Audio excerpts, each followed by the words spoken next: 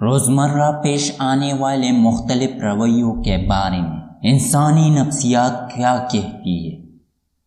نفسیات کہتی ہے کہ سونے سے پہلے ہمارا دماغ 90% یہ تصور کرنا شروع کرتا ہے کہ ہمارے ساتھ کیا ہو۔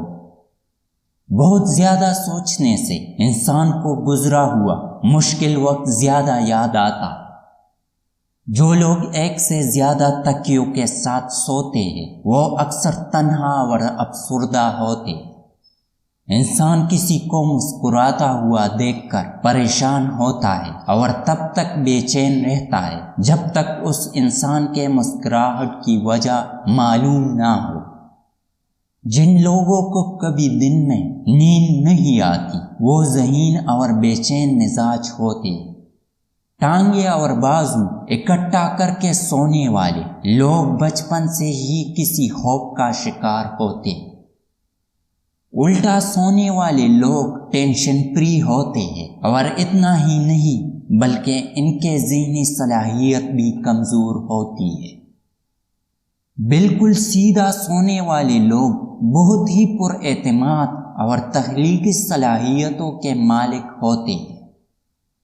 کروٹ بدل بدل کر سونے والے لوگ بہت کمزور دل اور مایوس طبیعت کے مالک ہوتے ہیں۔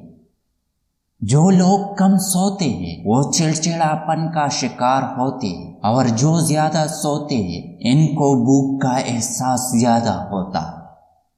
ایک منفی بات سننے سے کم از کم 5 مثبت یادیں خراب ہو سکتی ہیں۔ اگر آپ کو لگتا ہے کچھ برا ہونے والا ہے تو آپ خود پر دباؤ ڈالتے ہیں۔ جن لوگوں کا حالات پر کنٹرول نہیں رہے پھر وہ سازش سے کام چلاتے ہیں۔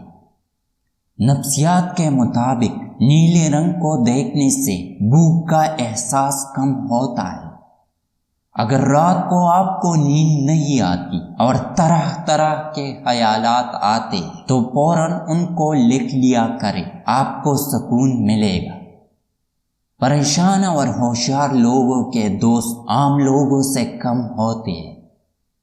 دنیا آپ کی دشمن نہیں ہے بلکہ آپ کا دماغ آپ کا دشمن ہے، کیونکہ وہ ہر آخری مسئلہ ختم ہونے کے بعد نیا مسئلہ پکڑ کر لے آتا ہے۔